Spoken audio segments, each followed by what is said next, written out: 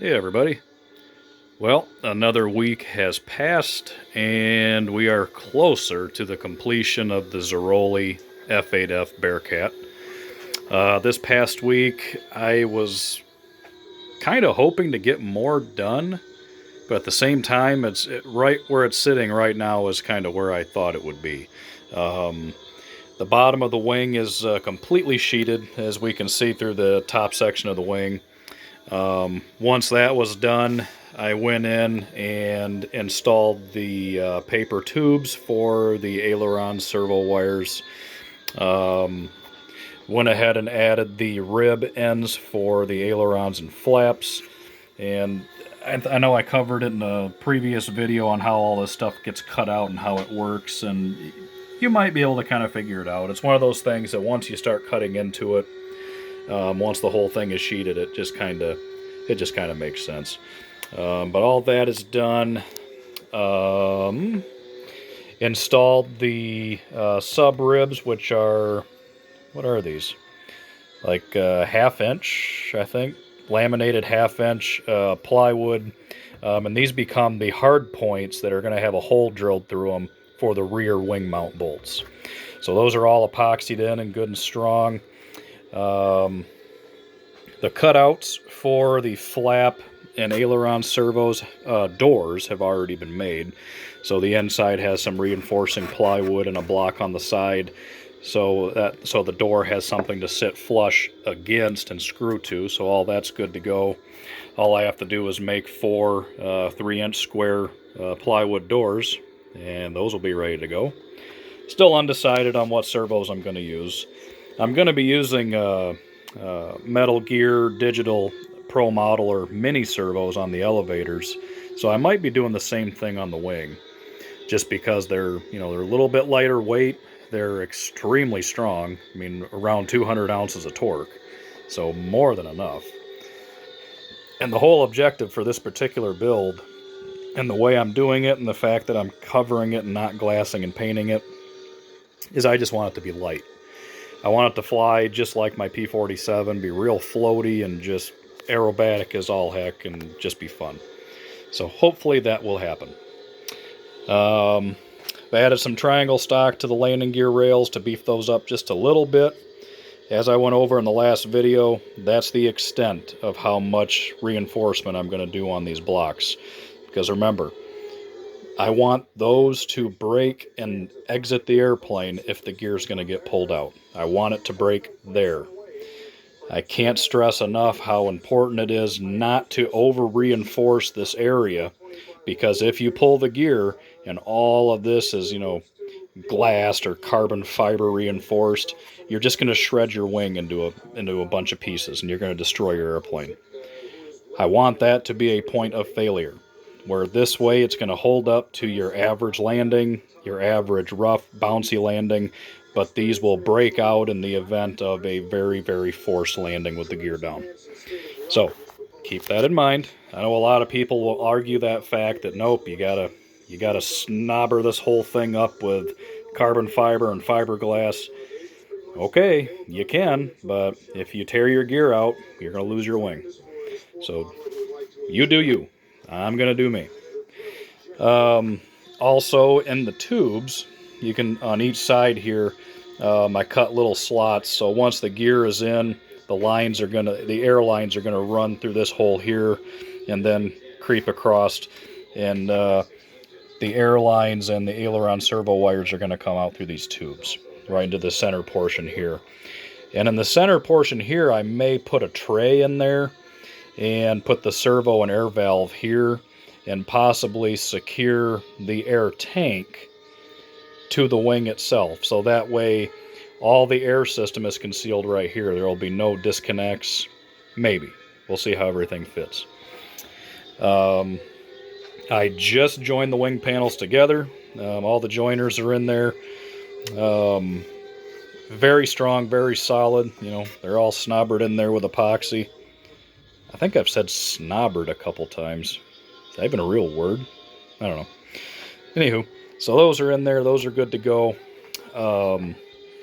I added the plywood sub-leading edge to the center portion of the wing, and this up here, it's going to have pieces that come out like this and come back for the front side hard points for the wing mounts. So that's why this portion here is plywood and not balsa, because the actual wing mount blocks are going to be attached right to these. So this whole area has to be real strong. Let's see, what else?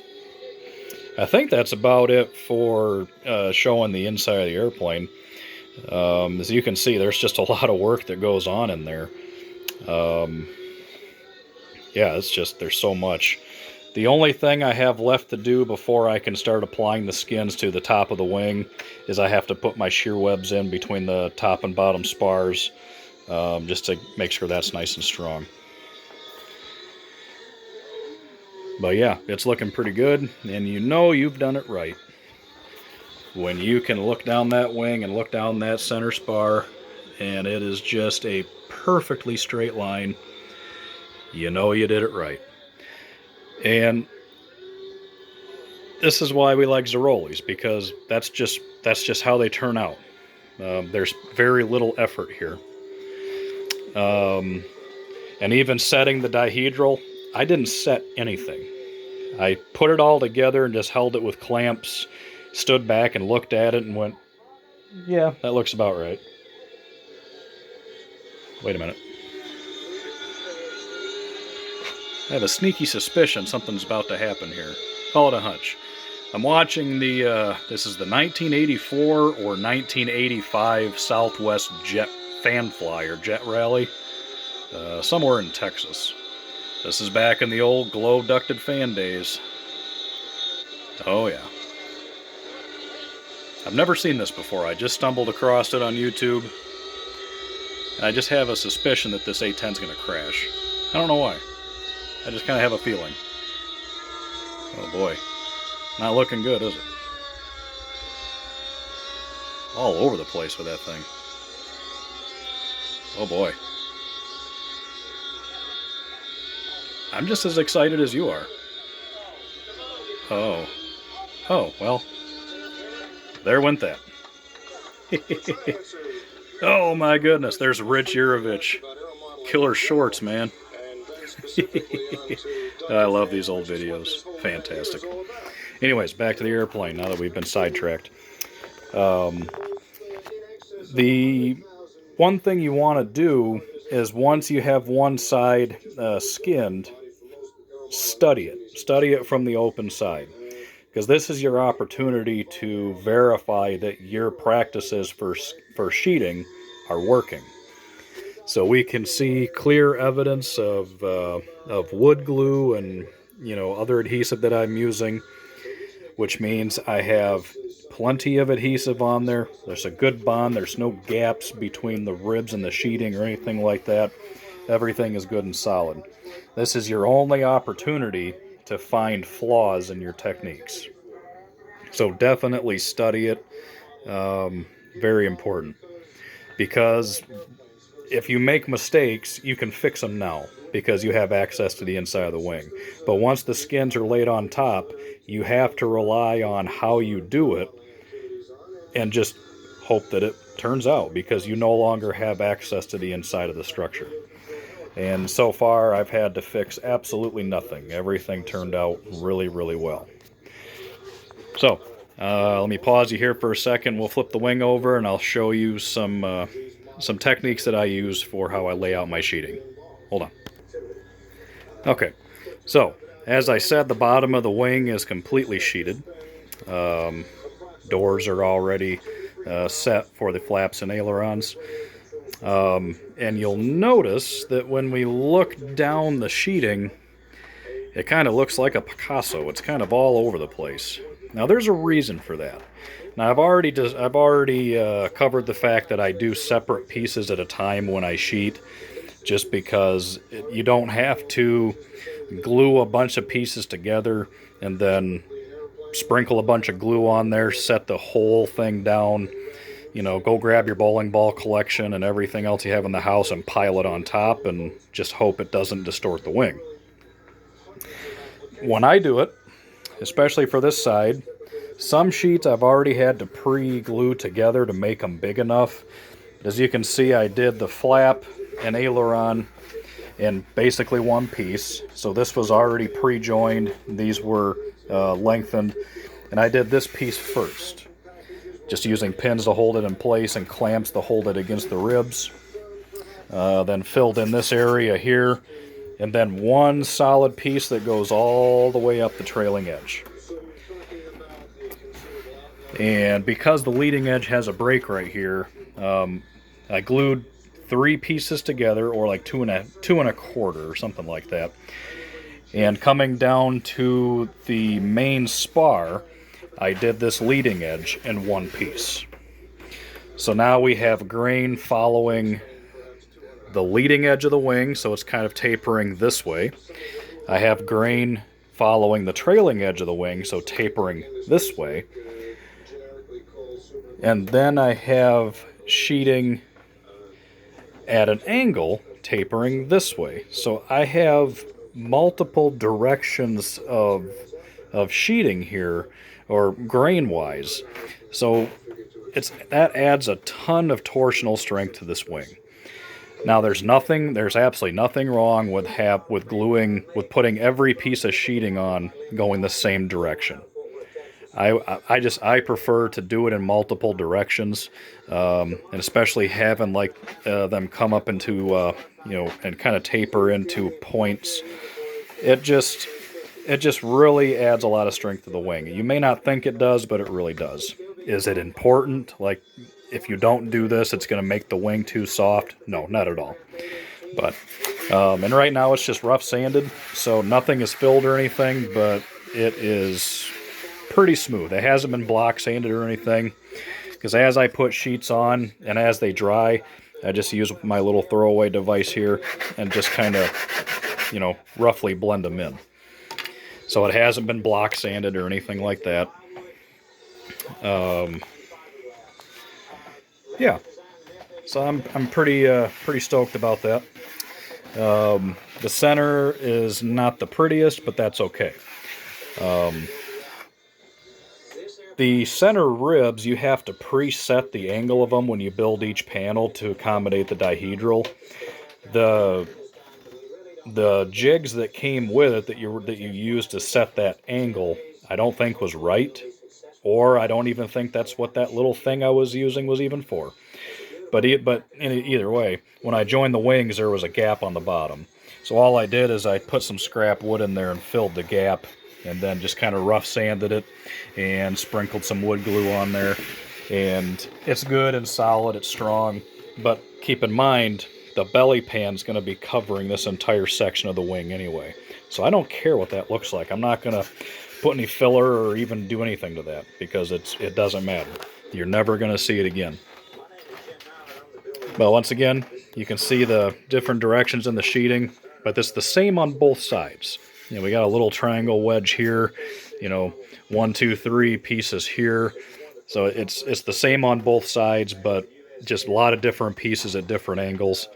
And it does add a lot to the airplane. Is it important? Not really, but it's just the way I do it. And the only real time-consuming things about the sheeting is when you do have to put pieces of skins together before you put them on the airplane. That takes time because you got to get them glued together, sand them nice and smooth. But actually applying it to the airplane the way I do it, it goes so fast, because when you put this one solid piece on the trailing edge here, it pins to the balsa edge here, where the face is going to be for the trailing edge of the wing itself. And then this piece of wood comes up to here, and I just tack glue it on each rib. And that holds everything into place while the wood glue underneath dries. So while that's all in place, then I can go ahead and do the next piece doing the same thing. So when this piece goes on here, I'll glue it to the leading edge of the rear piece, and then tack glue it to the ribs up here, and that holds everything in place, and so on and so forth. So doing it this way, it allows you to kind of keep going, because while one piece is drying, you can do another piece. While that piece is drying, you can start working on the other half. So once you get the leading edge and trailing edge done, the rest of it takes about a half hour to do. And because I use the Gorilla wood glue, non-expanding, just regular Gorilla Carpenter wood glue, it dries so quick. So as I'm going, once again, I'm taking that little throwaway sander over there, and I'm just kind of, roughly blending everything in. Because sheets are going to be up and down next to each other, and stuff like that. But it doesn't matter because it all blends together just fine. So that is where we are with the wing. That is coming along very well. I've ordered my retracts. Hopefully I get them. We will see. My last several attempts of ordering anything from Robart, I never got anything. So, fingers crossed. Oh yeah. So not much. I literally have done nothing else to the fuselage or tail section. They are sitting there. Of course, they are hinged, ready to be glued onto the airplane. But I got to get the wing mounted first. And the box O wood is getting smaller. This was just given to me by my buddy Rich Eggleston to be part of my collection, and I may use it. This is a Sachs 5.8. So 95cc single cylinder engine.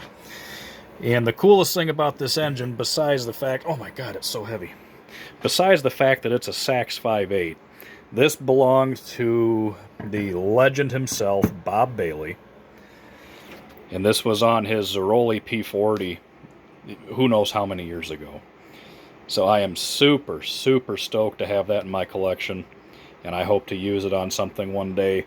I do have a project plane in storage that needs an engine about this size and that weight.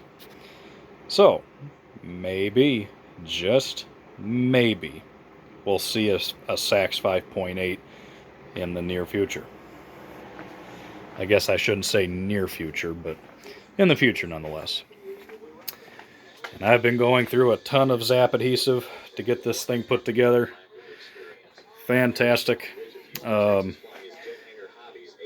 Yeah, I don't really have anything else to go over. I have a few more things to do on the inside structure before I can start sheeting the top, and I have to figure out how I'm going to jig it onto the building table when I sheet it.